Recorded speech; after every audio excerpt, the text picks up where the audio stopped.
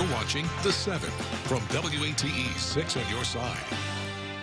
Good evening, I'm Bo Williams, and welcome to The 7. Let's get a look at the big 7 stories happening right now. Topping the list, childhood obesity. The CDC saying 1 in 5 American kids are considered obese. That's prompting now new action, a change to growth charts for the most severe cases. The new charts define severe obesity as a body mass index of greater than or equal to 120% of the 95th percentile on BMI for age growth charts. Previous charts stopped at a BMI of 37. Severe obesity is an issue registered dietitian Lauren Cautry says is quite common around the South and in our area, telling us the old charts were based on data collected decades ago. Now there's going to be an extension on that because that old chart was created in 2000. So many years later, unfortunately, a more obese society. And so they need to make an extension on that so that it can cover a wider range of clients essentially. And that BMI is going to now cover up to a BMI of 60 for children.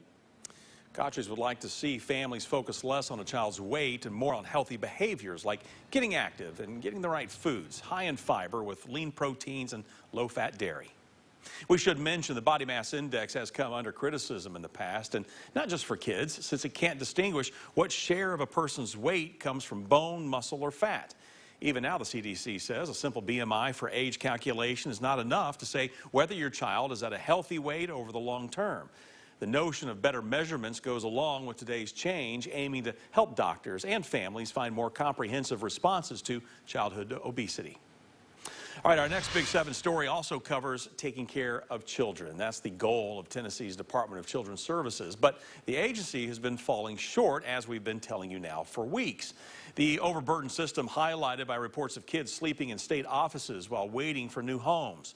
We showed you the state audit documenting a range of issues. Today, we dug deeper on one of those, a need for more social workers. Auditors pointed to that need while recognizing high worker turnover at DCS and low pay for a tough job.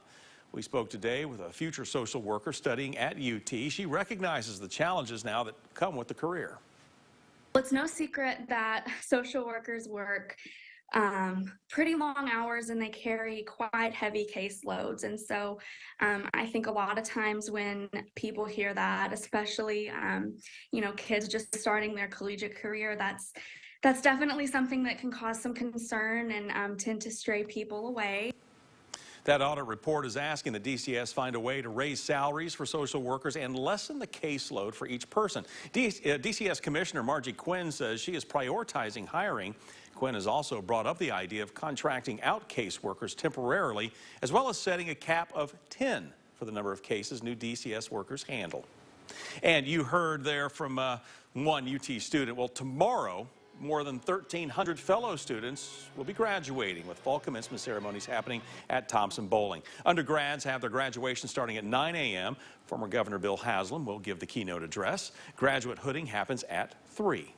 Now, the events come with a traffic alert from UT saying Lake Loudon Boulevard, Philip Fulmer Way, and Neyland Drive will be very busy between 7:30 and 9, and then again from 11:15 to 12:15.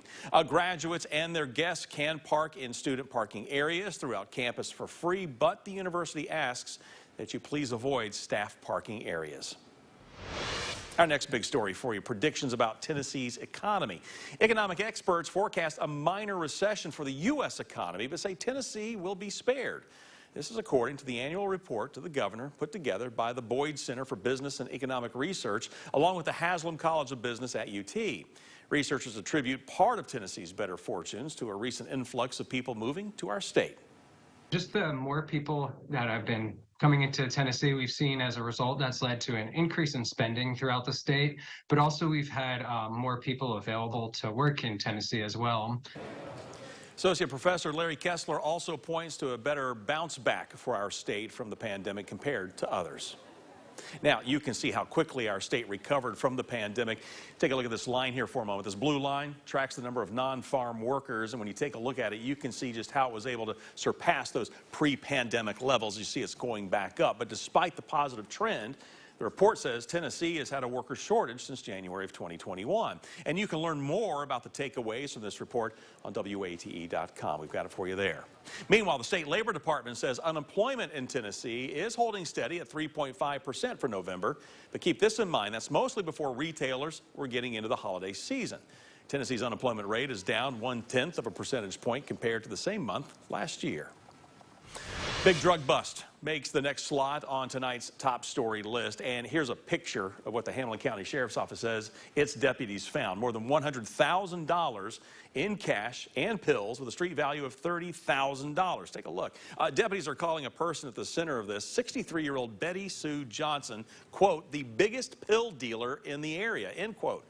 She was taken into custody at a home on Old Russellville Pike, along with Donald Rickard and Crystal Grooms. The Sheriff's Office says it has been investigating Johnson for the past 2 years. It's not as much as putting people in jail for however long they get, but it's more of getting the drugs off the street, trying to keep the streets clean and safe as much as we can. Even with those 3 in custody, deputies tell us their investigation is still ongoing tonight. We have big developments after reports of threats against East Tennessee schools. One of those coming to us from Blount County. The Sheriff's Office saying tonight a 14-year-old middle school student has been arrested and charged after making threats of violence on school grounds and on social media. The Sheriff's Office says the 14-year-old, who has not been identified, attends Eagleton College and Career Academy in Maryville. We're told this young person was taken into custody this morning after deputies found out about the threat. And he was not the only student who got in trouble. The Sheriff's Office says another student, a 13-year-old, was cited after failing to report the threat. School resource officers say they have learned neither student had access to weapons at home. Meanwhile, we are learning another arrest has been made in connection with a school threat in Cott County. The Sheriff's Office there says a 13-year-old girl is now charged with threats of mass violence after an investigation began last week. No other details, though, are being released at this time.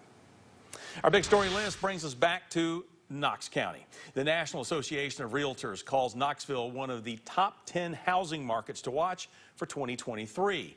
That's despite predictions for a real estate slowdown in the new year, with prices coming back to earth after those rocketing up starting in late 2021. The Realtors Group based its rankings on affordability, job growth, and just like we heard from UT Economists, people moving into our state and others around the South. Now, the list has a heavy southern presence. Atlanta tops the list, followed by Raleigh, North Carolina, Dallas, Texas, Fayetteville, Arkansas, and Greenville, South Carolina. And we are rounding out the Big 7 with a cooling forecast. The storm team is calling for wintry temperatures in the days ahead, while KUB is offering ideas for keeping your bills from overheating. The first thing KUB mentioned was turning your heat down a couple of degrees when you aren't going to be home. But whether you keep your house at 70 or 75, you want to keep the air inside. Be sure to add or replace weather stripping on your doors. If you have an attic, we are told to check your insulation. While you're dragging down Christmas presents is really the perfect time to make sure it's not low or uneven. As the seasons change, you know, if you're putting things up in the attic or taking things down, you're seeing the insulation levels are low. It's a great time to fix that before it gets too cold, and before, really the best time to do is before you get that first high bill. Because when you get a high bill, you're like, oh man, now I realize I better go do that. Good advice. You know, KUB says roughly 15% of your home's energy can be wasted because of leaks around your windows, doors, and other spots which are not fully sealed from the elements. All right, so since we're talking temperatures, let's talk with Chief Meteorologist Ken Weathers right now about the weather to come. Chilly temperatures on the way, Ken. Yeah, another thing I reminded people of, make sure to disconnect that faucet, the hose from the outside faucet, because don't want that water that's in the hose to back up once things do start to get really cold across the area. Then you got to burst pipe and all kinds of problems. Hey, temperatures already dropping. We were 54 today, now down to 44, 39 in Crossville and 42 in Middlesboro. Most will be close to the freezing mark by first thing Friday morning. Grab a jacket before you leave the house. It is a chilly one. Good news is we see more sunshine tomorrow, but it'll be cooler than today. High of only about 47. You see that wind chill at 28. That's kind of earlier in the day. That's the lowest wind chill expected throughout the day tomorrow, and that's going to be the first half of the day.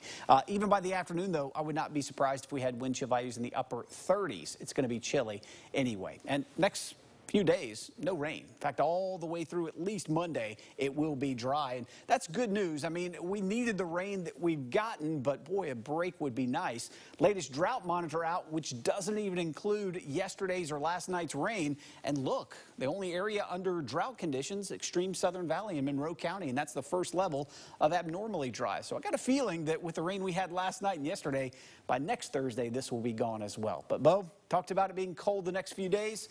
Even colder soon. Talk more about that coming up. I know you'll get us prepared. All right, Ken, thank you very much.